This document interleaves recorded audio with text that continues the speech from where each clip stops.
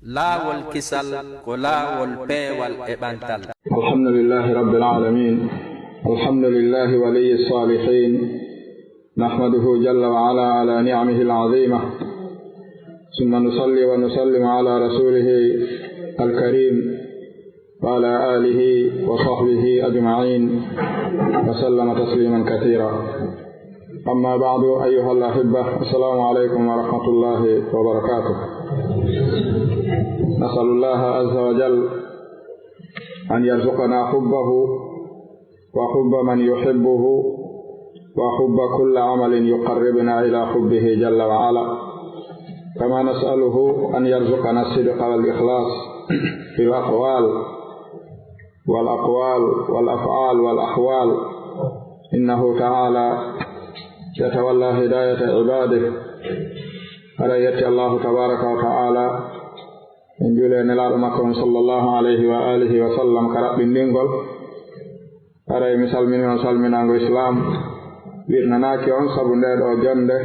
e ndeeɗo ñalaande yawmul khamis ko jokkitagol oɗo silsila meeɗen as-sunanul mahjura ka deftere ɓeeɗo karmukooɓe wiyeteeɓe abi abdillahi ahmadul amir. ɓe suɓi sunnaaji ɗi tawata buyi weltindike e majji ma wattanaali hakkil e majji. ɓe mawɓe e deftere nden tanbihan lil umma, hindingol mofte ɗen wattinaɓe hakkille ɗiɗo sunnaaji nelaaɗon sallallahu alayhi wa alihi wa sallam. ko waɗi wona ayɓe nelaaɗo ɓen, ayɓe diina kan habbora gollitirgol ɗiɗo sunnaaji, ko yiɓɓe nelaaɗo ɓen yiɓɓe diina kan woni ko habbora ɗum. si tawi kamɓe ɓe weltindike e muɗum, haray aynuɓe ɓen ayni ko aynakon waali, haray moƴƴaali. fulɓe ɓen ɓe wiyay mo ayni woote nge waali, haray aynugol makko ngol timmaali. sunnaaji nelaaɗo ɗin alayhi salatu wassalam ko julɓe ɓen aynina ɗum, ɓe haana jooɗaade haa ɗi ɗaano no jeeya ko ɗi wurnitirte noddugol e majji e etagol gollitira ɗi. haray en jokkuno silsila maɓɓe on haa hewtiɗen ka sunanul mahjura fi kitabil iidayni wal jum'a. ɗettuɗen ka geɓal ka al jum'a, arɗen haa dariɗen hannde hiɗen fuɗɗito ina jeeya e sunnaaji wattan haanaaɗi wattaneede hakkil, woni al insatu fil jum'a waajibun wallahu haram. ina jeeya ko haana wattaneede hakkil ñande juma, wondema deƴƴangol hutuba on ko huunde waɗɗiinde. fijugol ma wowlugol hara imamu on no wadde khutba on ko huunde nde tawata hino harmi. ko adi nelaaɗon sallallahu alayhi wa alihi wa sallama ɓe maaki ida qulta li sahibika ansit yawma aljum'ati wal imamu yaktubu faqad lagawta. ɓe maaki si goɗɗo wowli ñande juma kanko kan haray faqad laga, kanko haray o bewi. si tawi goɗɗo laaɓaniimo reedu wi'i deƴƴu, on ɗon kadi haray o bewri. ɓe nganndi al amru bil ma'ruf wa nahyu anil munkar ko waajibun diini no jeeya e waɗɗiiɗi diina ɗi, kono ɗon wonaa nokku muɗum. ko waɗi si neɗɗo waɗii lawu, haray landike findingol mo e laaɓangol mo. si tawi noon a laaɓaniimo ɗon reedu naa baraaji heɓataa, laaɓugol reedu le koko ɗaɓɓirtee baraaji, awa haray deƴƴugol e o nokku no mawni moƴƴa. kaa ɗum no fanɗi haray yamirgol ko moƴƴi, haɗugol ko boni no jeyaa e ko diina kan darniraa, ko ɗum ka darori. kono si a waɗii ɗum ñande juma, imamu on no wadde hutuba ko bakkaatu sakkitotoɗaa heɓude ka baraaji ɗaɓɓirtee. idan juma on hino landi deƴƴugol e deeƴugol heɗitano imamu on hutuba makko on. ko sabu oɗo hadis woni sabu ko addi lurral karamo koɓe ɓen. si imamu no wadde hutuba juma, si goɗɗo iili o yetti allahu tabaraka wa taala, annani tushammituhu aw la tushammituhu, a wi'aymo yarhamuka allahu ka a wi'ata. o hadis lurrini ɓe ɗum. si goɗɗo naati ka juulirde imam no wadde khutba, o salmini, nanama ko salmini, o salmitete ka o salmitataake ko ɗo hadisi lurrini ɓe ɗum e sifa ɗi ɗuuɗuɗi nde tawno si neɗɗo on waɗi faljere ma o faggitike porgitande ñande juma on si a laaɓanimo reedu ɗon haray faqad lagawta haray si tawi o iili o wi alhamdulillah si a wi'animo ɗon kadi yarhamukallahu haray faqad lagawta inda badi ahli l ilm ɗon ɗum ala e juuɗe konnguɗi woɓɓe goo ko waɗi ɗum ɗo koko yamira si neɗɗo iili wi alhamdulillah hiɗa yamira sa nani o yetti joomi men wiyamo yarhamukallah si neɗɗo waɗi ko haana hiɗa yamira haɗugol mo si o weltini ko yamira no haani ka yamiramo ɗum si a waɗanimo ɗum ɗon ñande juma imam no wadde khutba a heɓi bakkatu haray ko honɗum heddorto ko yamira ya waɗu ɗon heɓa baraji ɓuri heɗagol mo ngol haray heddaki ko ɗum si ɓe ari ɓe lurri si imamu wi'i jantike nelaɗon sallllahu alayhi wa alihi wa sallama annani a juulay e dow maɓɓe ɗon kaakoya deƴƴu oɗo hadis rimani karamokoɓɓen faamugolɓe oɗo ko honno o gollitirte hara juma neɗɗo on bonali wari hadis o mo juuti seeɗa imo wi'i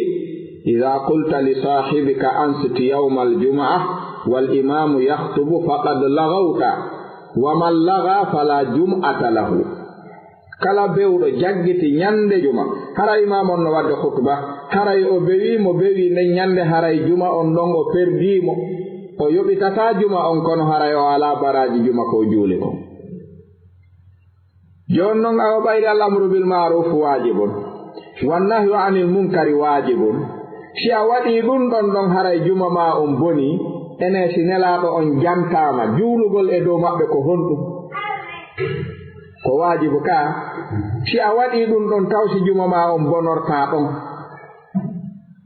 si neɗɗo iili wi'i alhamdulillah wi'angol mo yarhamukallah ko waajibun imma kifayi wa imma ayni taw si a wi'animo ɗum ɗon juma ma on bonorta ɗon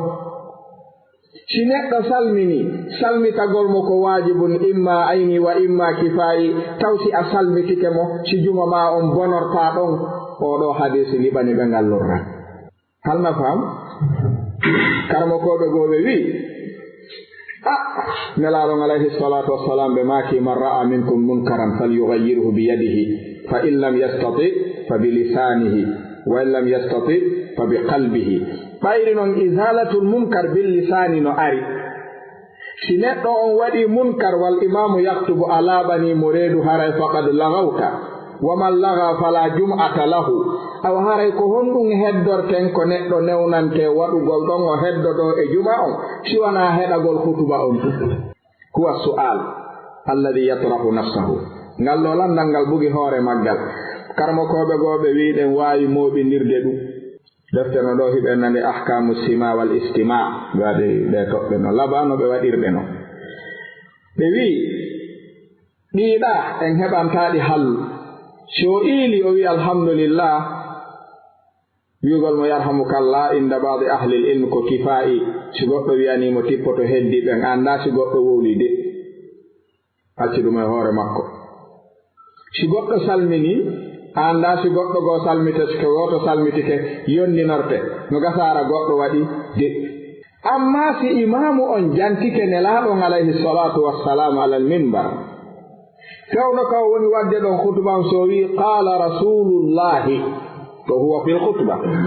so wi kanko tigiri sallallahu alayhi wa alihi wa sallama ɗum ɗo jeyaka khutba on awa ɗon ɗa wawi jokkude mo juula e nelaɗo on si o juulale maɓɓe o jantike ɓe deƴƴu ko waɗi a juula e maɓɓe ɗon tum lagawta taw si juma ma on bonorta ɗum no sewi moƴƴano ene si tawi ɗum ɗo ngal ɗo lurral waalike hakkunde karamo koɓe ɓe ene ko jooɗagol filma e fota imamu on haray tanƴinote heddodugol e juma on bal nelaɗon ɓe make hadisu go man massal hasa wal imamu yaktubu faqad laga wa man laga fala jum'ata lahu mo fijiri koccuje ngerungu hara imam on no wadde khutba haray o bewi mo bewi juma mum bonori joni sa memi koccure juma boni si a jokki téléphone hun e ñoddugol ɗon ha ñande imamu gayni khutba haray honnum heddorta joni si tawi ɗum ɗon ko ya naɓan yimɓe ɓe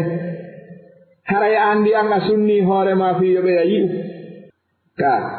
a naɓaniɓe khutba yoɓe nafitormo an a perdi ɗum ɗo few ko waɗi ko ɓuri en lorrude hannde jama on faamu ko wolete e diina o maayi e enen en yaali fu e diina en nanu fu hay gooto men hannde yaali nelaaɗo yaali sahaba yaali tabiina ka honno lorri en fii en yiyaali ɓe ciyama jooni kala hutuba waɗo ma o yi'e muhabara ma yi'e fiyaaka ko on ɗum lorrata si tawno ɗum no woodunoo ko lorrayno en koye yiyaali attiiɓe ɓen ko kono ɗum lorri en iya jooni noon ko ɗo jokka jooni a naatay e hutuba juma tawa ɗum no filmirewa peera ka har gooto fof ko ɗum aanini ɗum jooni hay berɗe a yahay ka berɗe tawa fure no surreede goɗɗo no filma ɗon kayfa enen ko ɗum heddorten ko filmataake awa si hay mayɗo filmama ɗum wonaa ko irintinna suna noon neɗɗo fii mayɗon wonaa yo yeggintinne suno ngo ɗaɓɓa kaa ko yo irintinane suno ngo haray ɗiɗo hino jeya e ko julɓe ɓen haani faamude deƴƴugol fewndo hutuba juma on ko waajib waɗugol ko wonaa yiya ko yaada e heɗitagol ngol ko haram jooni noon fama hallul khilafi huwa juma ma on bonay kaa bonata jooni noon si tawi lurral ngal arii ɗon haray bonay bonata mi sikki simi wowlaali kam bonata ko simi wowlii lurra awa accumi deƴƴa kaa ko accumi wowla no gasa bonata kono ne mo wiyata accumi deƴƴa ɓay simi deƴƴii kam bonata ka simi wowlii noon no gasa bonata awa kono no wiyata accumi deƴƴa fii ko maa kon yo hisu haray ɗum ɗo ina jeya e ko haana faameede haa heddi imamu kañum no sellani ɗum nde yewtidata e ma'mumu en no sellani ma'mum nde yewtidata e imam mubasharatan hara juma on bonanaali ma'mumu on ko ɗo tun heddi si ma'mum wonɗo heɗaade khutba on so heɓii haaju yewtudugol e imamu on ma landito imamu on fi sulbil khutba ka nder khutba no sellanimo no newnanaamo bonnata kadi juma makko si imamu on heɗii haaju landagol gooto e jooɗiiɓe ɓen si o landike no sellani fewtinaaɗo landal ngal jaaboo imamu on bonnata bimana juma on ɗon on en faamude fii honɗum oɗo wiyetee sulaykul gatafani ñannde goo arno naati ka juulirde tawi nelaaɗon no wadde khutba o jooɗi o naati tun o jooɗi nelaaɗon ɓe maaki ya sulayk sallayta o wi laa ɓenne qum farka arakatayn ɗimmo juula darɗe ɗiɗi ɗo ko ommo yewtude makko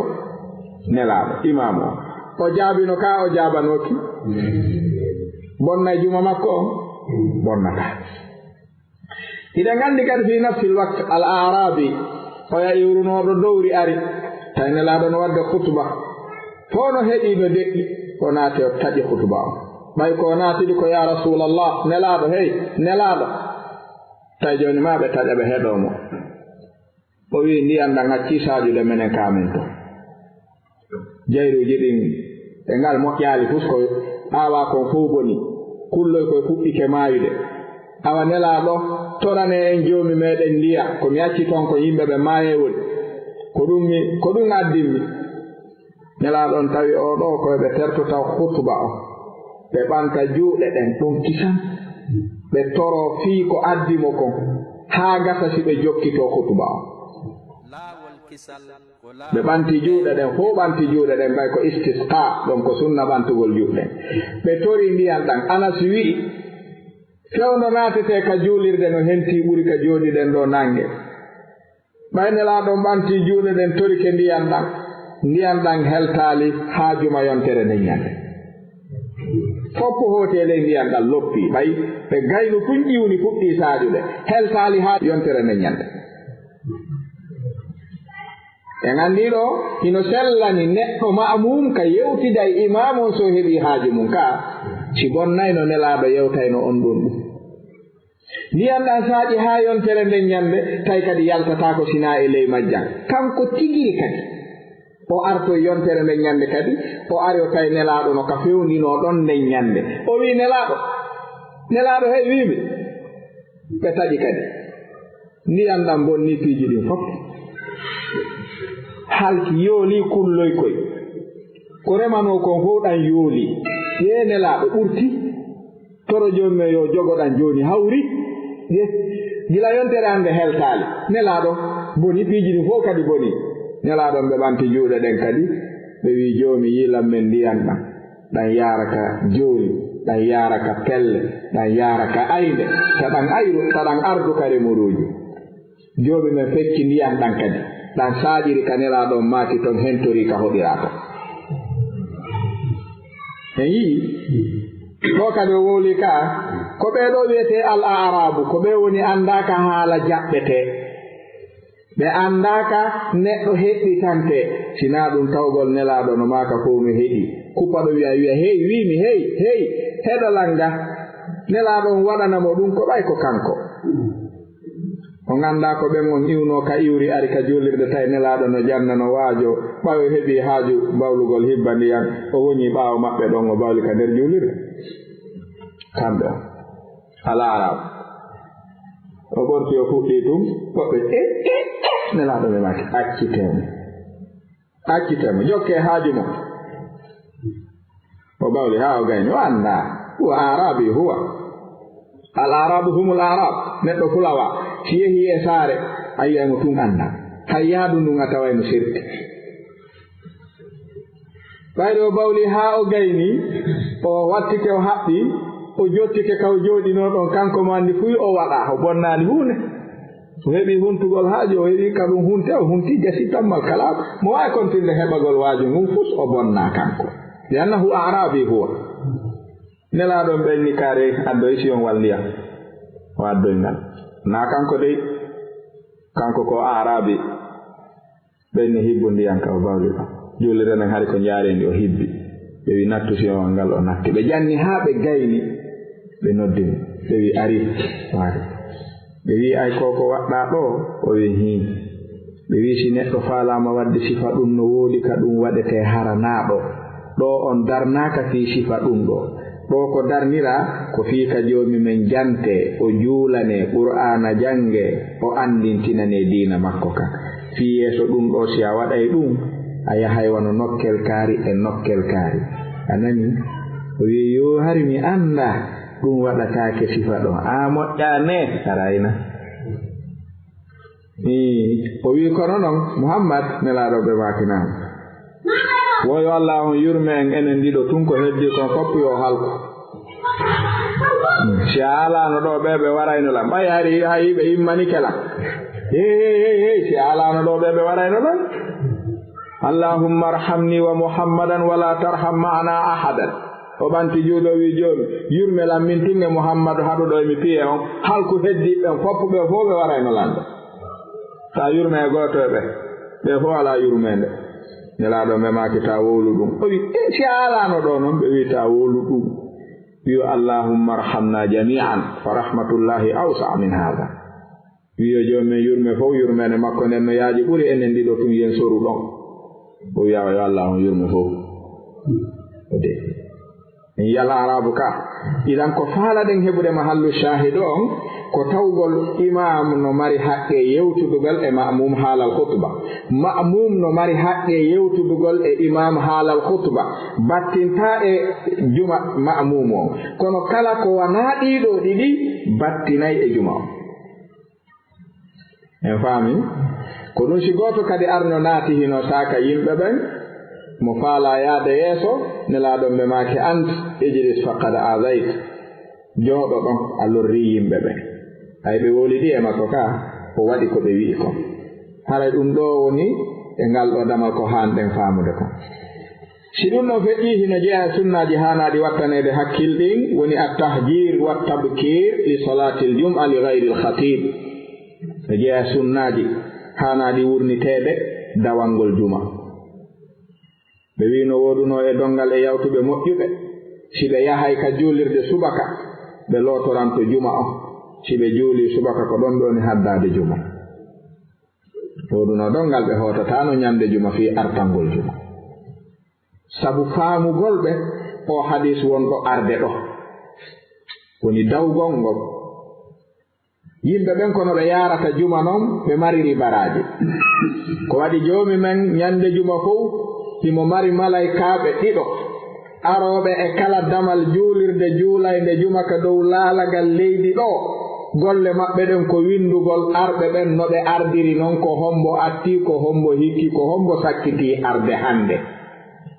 ko ɓe windata ko haa imamon ƴawa ka gangunal salmina jooɗo ɓe ñobbay kayɗiji maɓɓe ɗin ɓe ara ɓe jooɗoɓe heɗo hutuba on si a windama nden ñande juuluɗo juma a heɓi baraji ɗi kono a windatake ka arnoɓe ɓe raari a tawi imam huɓɓike wadde hutuba juma tamari juma on kono si tawi arnoɓe juma on no noddoyeede a arno tawɗa windoɓe ngayni noddoytake ɗo kaɓe noddeta windaka ko nun no ɗum ɗo landi ko nun jari ɗum ɗo mi juuloyno men yalɗo inde ma mi juuloyno de a windaka ɗo min har windoɓe ngayni har lan yeeyi de a yeeyugol ngol no ɓuri argol winde ɗon ngol ar kiliyan no woodi ar kiliyan no dari kiliyan accay ɗum ɓaawo ara ceerno ka ɗum haɗe ɗum nelaaɗon alayhi salatu wassalam ɓe maaki e hadisu mo imam muslim filli ɓe maaki ida kana yawmu ljumaa kana ala kulli babin min abwabi lmasjid malaikatun yaktubuna al awwala fal awwal ra'ayna fa ida jalasa alimamu tawaw assuffa wa ja'u yastami'una aldhikra wa mislu almuhajjir kamathali alladhi yahdi badana en faami ɓe maaki si tawi woni ñande juma jommen immina e kala damal malaykaaɓe ɗiɗo anndi malayka no ɗuuɗi jommen wii alaa waawɗo anndude embere koneeli joomi maaɗin sina kanko ɓe ɗuuɗi damal fof ɗiɗo ara e ñande juma gooto fof no wondi e ɗiɗo nde o sertota gooto fof nayo ara nayi ɗum ñande ngoo ñande si ɓe arii on wondi bimbi ɓe windi ko wowluɗaa e ko waɗuɗaa haa alansaraaɓe yehii ɓe artitata aduna e maaɗa wonaa e goɗɗo goo haa darngal haray ko ɓe habbii ɓe ayni ko konko golluɗaa nden ɗon ñalaande ɓe jogii ɓe habbii haa ñande darngal immintinneɗaa ɓe sogge ɓe adde ɓe watte juuɗe joomi men taariha nden ɗon ñalaande e ndun ɗon lewru e nden ɗon hitaande bimbi haa alansara ko ɗum ɗo gollunoɗaa joomi ko ɗum halfinnoɗaa mi timmii ka o alaa golle ɓuri ɗiɗi golle ɗiɗi sinaaɓe o gollataa goɗɗum ngoo haray ko jogii o habbii ko haa immintinneɗaa o adda o rande joomi hino ɗo ñalaande tene hitaande kaarira lewru kaarira yontere kaarira oɗo ko ɗum ɗo gollunoo bimbi ka subaka juula haa alansara ɗum mi jillindiraale ɗum hina mo talata on aray mo alhamisa on aray kono ɓee no ɗuuɗi tawi kadi nelaaɗon ɓe maaki ñande o ñande naatay ka baytul ma'mur baytul iz ñande o ñande naatay ɗon sab'una alfa malakin summa la yauduna ila an taquma saa mo wii rewataa o haray o piyi kure makko e kaaƴe en nana ɗum mo soodii kure heɓaali ko fella wii accumi felloya pete ɗen e so gaynii ɗum ko ɗum o nafitorta annda tagaa fiya rew joomi meeɗen wiya mi rewataa mi sali si tawi ɓayle no woodi wonɓe rewde o haray hombo perdi balsi hay gooto rewaali o ko hombo perdi mo rewaali o ka isi haray nelaaɗon ɓe maaki ɓe winday al awwala fal awwal ko hombo artinoo arde ko kaari ko hombo hikkunoo ɗon ko kaari ko hombo hikkitunoo ɗon ko kaari imamu ƴawi gasi juma juulirde fof juma no mari kala noon arɗo tawi imamu ƴawii kamin ba yo fellito hannde si mi heɓii juma kono mi winndaaka e arɓe juma ɓe ko waɗi windoɓe mi tawa ɓe gayni windude ɗum haanaka doganeede haani wonon fa ida jalasa al imamu tawaw assuffa ɓe ñabbay ɗereeli ɗin wa ja'u yastami'una dicra ɓe ara ɓe jooɗooɓe heɗoo kamɓe kadi khutba o ɓe maaki baraaji akkiiɗo arde ka juma on dawi imo mari baraaji ardinɗo wa ngelooba sadaka so dawi ka juulirde anndi fanɗa ina jeeya ko haana wattaneede kon ittikhadu l asa fi khutbati l jumaa ala l minbar ɗo ina jeeya e sunnaaji almundathira almahjura inda kathirin min annas wa rasul alayhi salatu wassalam kana ida khataba fi lharb khataba ala qaws wa ida khataba fi ljuma khataba ala asa ɗum ko qabla ittikhadi lminbar ɓe wino jeeya ko jama on haani wattande hakkil kono imam ibnu lqayim ɓe makiri ka zadul mi'ad ɓe wi piiji ɗiɗi julɓe ɓin ɗi jillondiraniiɓe jogitagol imam tuggordu tuma watta khutba e angal jogitagol tuggordu tuma watta khutba ka ɗum ɗon waɗete e ka acceteɗon piyondirani buy ɓe wi nelaaɗo on ɓe meeɗaka andireede waɗugol khutba attoɓe moƴƴinde minbar sina hara hiɓe tuggi e goɗɗum ɓe darotani ka leydi ɓe waɗa khutba ɓe watta ɗum kono ɓe meeɗaka kadi andireede gila ka ɓe waɗi minbar ɓe watti ƴawde hoore gangunal ɓe andiraka ka ɓe ƴawe gangunal ɓe jogii tuggordu kadi haa ɓe feƴƴini jooni en anndi tuggordu ndun e gangunal ngal no yaadude si gangunal ala ko tuggordu ndun tuggorde si tawi gangunal ngal no woodi gangunal ngal fottini tuggordu ndun tumbinirgol gangunal ngal wo tuggordu ndun wo ko khilafu sunna ɗen faamude ka ngala faamude imam ibnul qayyim ɓe maaki ka zadul mi'ad ɓe maaki lam yuhfad an innabiyi sallallahu alayhi wa alihi wa sallama ba'da ittikhadihi alminbar annahu kana yarqahu bi sayfin wala qawsin wala ghayrihi wa kathirun min aljahla yadhunnu annahu yahmilu sayfa ala alminbar isharatan ila anna ad-dina innama qama bis-sayf ɓe maaki wa hadha jahlun qabihun min wajhayn أحدهما أن المحفوظ أنه إنما كان للاتكاء على العصا أو القوس الثاني أن الدين إنما قام بالوحي وأما السيف فلحق أهل العناد والشرك والدين لم يكره عليه أحد ولا خير في إسلام من نكره عليه بماك هنياك ما ناك إنلا لهم باون بمؤمن غنغنال wondema ɓe tuggike e dow kaafa ma laañal ma ɗum tuggordu ɗum meeɗal tabitude maɓɓe ɓaawde ɓe moƴƴini minbar on woni gangunal ngal kono attoɓe moƴƴinde gangunal ngal har ɓe watta kadi khutba hara ɓe tuggaaki e goɗɗum joni nganndi mooɓindirgol ɗiɗi ɗiɗi non ko ɗum ɗo woni khilafu sunna o wona jogagol tuggorde imam woni khilafu sunna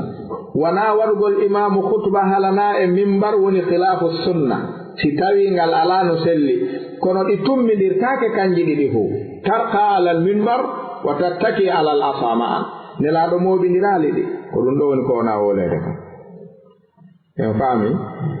wo ɗum ɗo meeɗa ka andireede ɓe wono ɓurɓe ɗuuɗude e yimɓe no sikka ɓe annda wondema imamu on ko ma tuggo e dow laañal tumma ɗum kaafa fiyo faame diina ko ñiiɓiri ko kaafa ɓe maake ɗum ko majjere moolanaande kaanunde kadi ko waɗi tuggagol nelaaɗo ngol ko tabitiri ko tuggordu ma ɗum laañal wonaa kaafa ɓe meeɗaali tuggoraade kaafa ko laañal ɓe nganndi ɗum mbaangu ko ɗum ɓe tuggortono ma ɗum tuggordu leggal wondema kadi wi'ugol ko kaafa diina darori o woye kaafa ko addi kaafa ko wi'uɗo naatata diina diina naatataake kaafa fewtaali hay e gooto wi sa naataali diina men soppete ɗum ala sa naataali diina men warete ɗum ala bal la ikraha fi ddin bi nafsi l aya ka bal imam ibnul qayim ɓe maaki moƴƴere ala e diina forsaaɗo fiyo jaɓu diina on o watta diina nafay kamo jooni men ko yiɗi e diina ko ya wele jokka ɓayno wele kono ya jokkir forceede ala si a forsama nafatama joni noon a waɗintake ko a nafitorɗa awa taw si neɗɗo no forcé diina si yo jaɓu diina si a jaɓali men warate ɗum ala kono noon no serti faamen kadi ko la ikraha fi din na julɗo jeyi ɗum ko keefeero hay e gooto e heeferaɓen forsatake doole fii yo jaɓu diina kono julɗo kañum si jaɓii diina kan o jaɓii ko julɗo ko forceteeɗo yo waɗu konko o jaɓi serti julɗo alaa haqqe wiigol ake tertolal la ikraha fi din anta lasta kafiran aslan anta muslim ko a julɗo a forsa fi yawonu julɗo o waye ko a julɗo hi'ama waɗa ko ko wiɗaɗa gondini ɗum ɗon a waɗay ɗum fi on ɗum nelaɗo ɓe ma kañum alayhi salatu wassalam muru abna'akum lissalati li 7 wadribuhum alayha li 10 fi on li anna almuslima yukrahu ala an yutabbiqa dinahu amma alkafir la yukrahu ala an yaqtaniya bil islam kefeero o forsatake yo jaɓu diina julɗo ko ma o waɗa ko o wi'i ko ɗum ko e sendidiri so serti julɗo ala droit wigol immo juula e yaki tertonan la ikraha fi din tuma min mi womi juulay o we la ikraha fi din lil kuffar anta muslim immo joni juulata joni immo la ikraha fi din na an jeyi ɗum ko ikraha ala fi naadugol maka diina ko mbo fortuma naaduma hay gooto a waɗu konko tawɗa wiiɗa ko a ɗum en faami ara idan diina kanko darori ko alwahyi kaafa ko addi kaafa ko lil mu'anid ko dariɗo wi min mi jaɓata diina mi jokkata ɗum goɗɗo kadi jaɓata ɗum ɗo on say kaafa ara e dirnamo laawol ngol hetto kono kaafa ara wi yo jaɓu diina kanko ɗum ala kon ɗum addi jisiya yo heeferaɓe jaɓani jisiya ɓe accide e diina maɓɓe ko way la ikraha fi din kono noon si ɓe wiɓe jaɓata goɗɗo goo jaɓata ko ma ɓe pottine jaɓoɓen hettano jaɓira en faami sirru o si ɓe wiɓe jaɓata faalaɗo o yo jaɓu koye ɓe acce hay goto waɗataɓe hay goto waɗataɓe huskadi hara dow ko annduɗo diina menen men jaɓata faalaɗo yo jokku o ko ma jaɓon ko jahilum bi dinihi huwa on o annda diina makko kam na ɗum nelaɗo dolali hay goto kono mo wi jaɓata goɗɗo goo jaɓata koyo pottine fii faalaɓe jaɓude ɓe yo hettuno jaɓira en faami sirru o ino jeeya e ko hana wattanede hakkil kon ɗum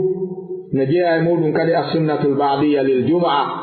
ino jeeya e ko julɓe ɓen hani faamude juma ala sunna qabli juma ko mari ko sunna mutlaka qabli kono hino mari sunna ratiba baadi juma ala ko wi'a juulu atto juma on kono haɗaka juulugol atto juma on kono hiɗa wi'a ɓaawo juma on juulu tel en faami a wi'atake atto juma sa yehi juulu darɗe ɗiɗi juulu darɗe nayi juulu darɗe jeegoo ko sunna hara a sinkiɓiɗa hene simi yehi miɗo waawi juulude hii jelu haa ka ronkuɗa o sunna mutlak no woodi no selli qabla al juma wi'ugol sunna ratiba qabla al juma dotta yer ko juulete konko mbiɗa haɗataake yamirtaake ko honto yamirte ko ɓaawo juma o en faamude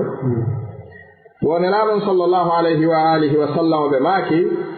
ida salla ahadukum aljum'ata falyusalli ba'daha 4